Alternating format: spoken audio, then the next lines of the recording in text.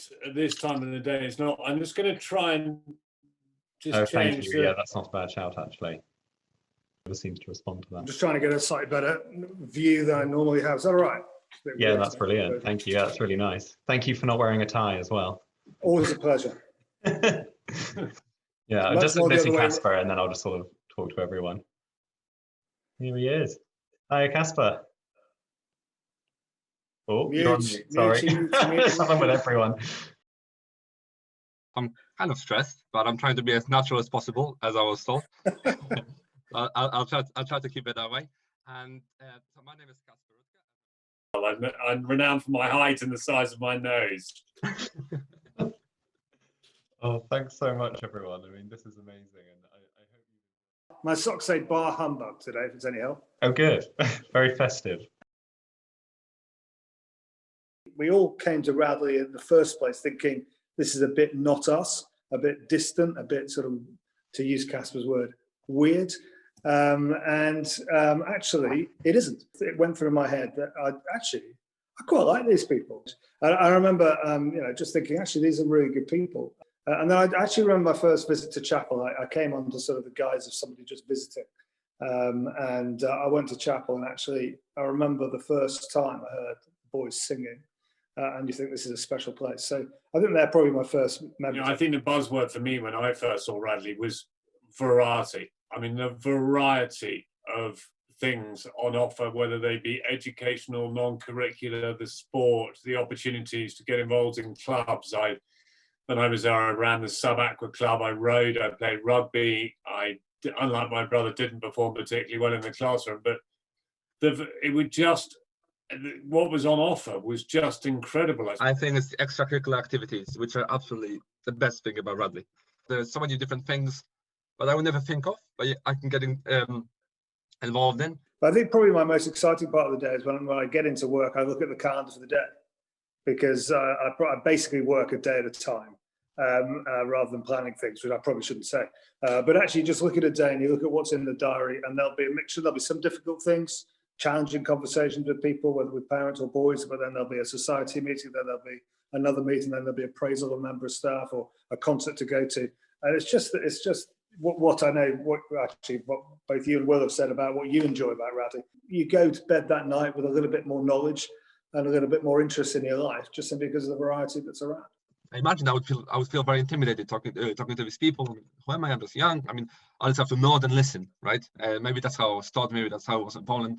I'm not quite sure where that came from. But I think the overall Radley culture, especially to do with small classrooms, how much individual attention a student can get and speak out more.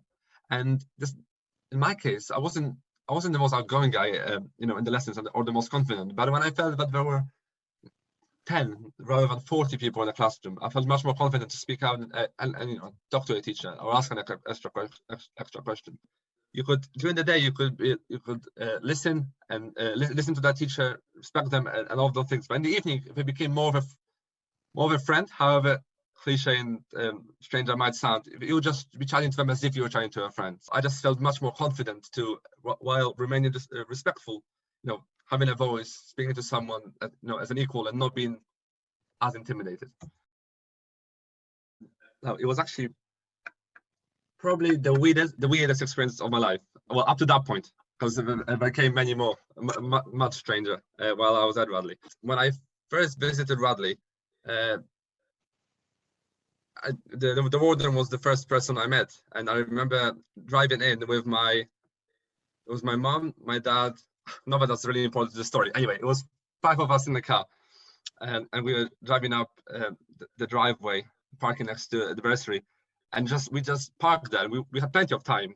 We arrived an hour early, and we just sat there and we didn't speak at all for the first 5 minutes. We were just looking around. We felt so out of place. So it's kind of like the warden said that he would never fit in, and that's the first thought in my head. Obviously, so stressed.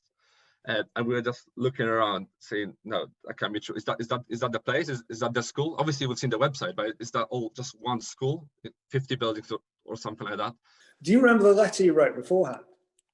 Because it was you that had written to us, wasn't it? That said you were interested in schools like this. And I remember I think it was either Mrs. or Mr. Hammond who showed it to me and said, we ought to see this boy. He sounds really interesting, because you'd taken the initiative to write yourself to the school, which was a great thing. Oh yeah, I remember the letter. Yes, I never knew about such thing as boarding school in England. In Poland, my mum went to a boarding school back in Poland, in the 70s, and for her sixth form. Back in the day, it wasn't luxury. You had to go to a boarding school if you lived in the village. And when I saw Radley, I don't know, it was just something about the website, and obviously I was stunned by the views. Incredible, just about an idea of living there was great. So tell us about that Funded Places open morning last term. But it was a talk to the prospective parents and boys who are thinking about or have already applied for a funded place at Radley. And I think maybe most of them or some of them were probably in the position of my parents and myself. And when in my shoes a couple of years ago, just thinking, oh, not only am I good enough, or is my son good enough, but will I fit in? If you want to, you will definitely fit in. It's a kind of place which accepts people for who they are, and you can just thrive here as long as you have the right attitude. So it's sort of there as me. I mean, I'm not a massively emotional guy, or I pretend not to be. And sort of like, oh dear. And I had to speak after you, and you just sort of like, said this very moving thing, and a tear in the eye and a bit of a lump in the throat. So if the reaction of other parents was anything like mine, it was a fantastic open morning. What Radley has given me was not just an education, which is one of the most important things in life, I believe. But what's given me and my family was a refresh, a reset button. It was much more than explaining a math equation in the classroom or teaching me how to write a history essay. It was an experience that I'm sure has changed not just my life or my family's life. It's changed me, how I see the world, and how I see philanthropy. In 2020 to 2021, 141 boys of the 750 or so who are here now receive some form of fee remission. And that's everyone from receiving a fully funded place to those who receive just a little bit of support and everything in between. Because our goal here is to never say no to a Radley education to someone who would thrive here, despite their financial circumstances or economic circumstances. The day-to-day fundraising is hugely important, both to benefit boys now, like Kacper, but also to set up an endowment for the future. I can hear my father-in-law speaking into my ear, and my late father for that matter. Education, education, education. And the older one gets, the more you appreciate how spoiling and how rare the quality of education that an institution like Radley could give you. The Armed Forces Fund pamphlet that fell through my door that for some strange reason, as a completely non-military type individual, that really pulled at my heartstrings. It was that was the trigger. And you get to meet someone like Kacper, and I can't wait to meet him face to face in due course. But when you hear the passion of someone that has had the opportunity, what a journey you've had. I challenge anyone to claim that something like the Radley Foundation is not relevant. I think there's potentially a misunderstanding that that these ivory towers are behind high fences. That actually isn't really the case. Yeah, Kacper, you would never have met Dennis Silk. It's just a sort of name of a former warden. But I mean, Dennis is such a good example because he went to Christ Hospital on a funded place. And so he would not have had the opportunity of this sort of education. He was an exceptionally talented guy, particularly exceptionally talented sportsman.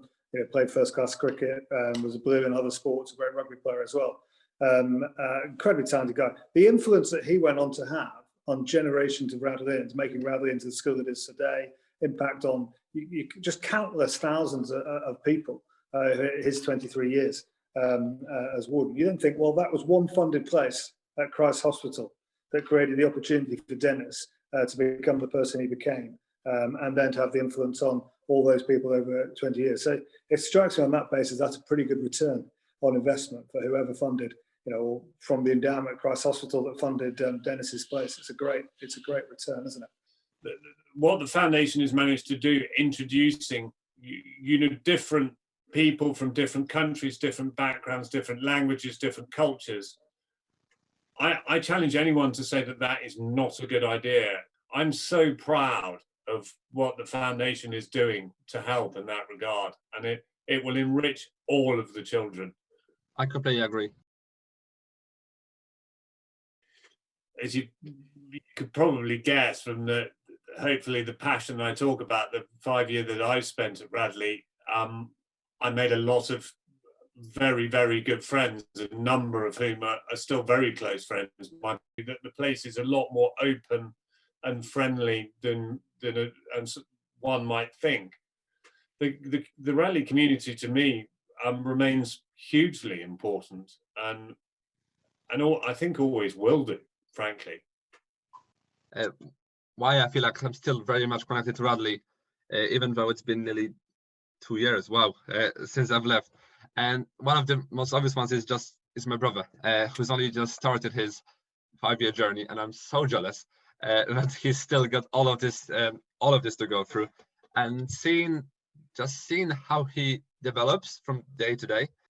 Another way is my mother and all of us together as a family, really. Now, through Radley and through people we met, we were able to make great friends and expand our friends group massively around this area, and then ultimately move to Oxford, where we now live.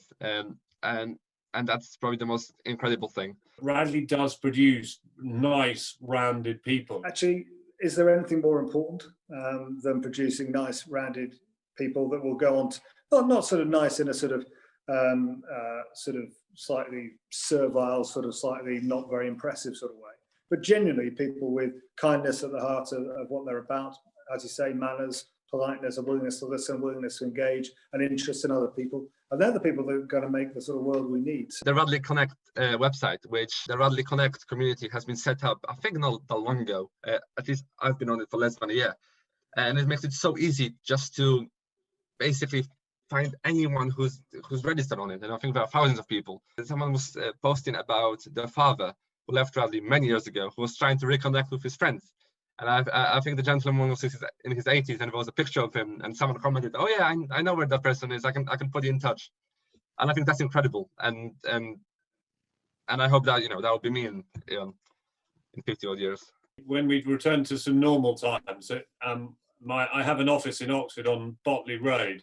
It would be really lovely if you ever wanted to come, and if you're on holiday from university, you want to come and do a day's work or anything else, you'd be more than welcome. And I really look forward to meeting you in the flesh and spending some time with you. Well, I hope you've enjoyed this sort of like snippets of conversation. It's been absolutely great to spend some time with Henry, with Kacper, and with Will. If ever there was a reason, if I dare say it, to donate to a cause, it's to produce boys like Kacper and help us to do that. So if you do feel able, we appreciate it's tough times, but if you do feel able to support the foundation, you'll be doing a great thing in helping boys like Kacper make the most of an education at Radley. I've certainly been inspired by Kacper, and I'm so delighted to see that what I clearly am completely passionate about is that a unique place like Radley should be able to support people. It should not be about the ability to pay. In these particularly difficult times, feel you might be able to click the donate button on the website. That would be hugely appreciated, no matter how large or small. Thank you again for listening. I would love for the foundation to continue the great work that it is doing.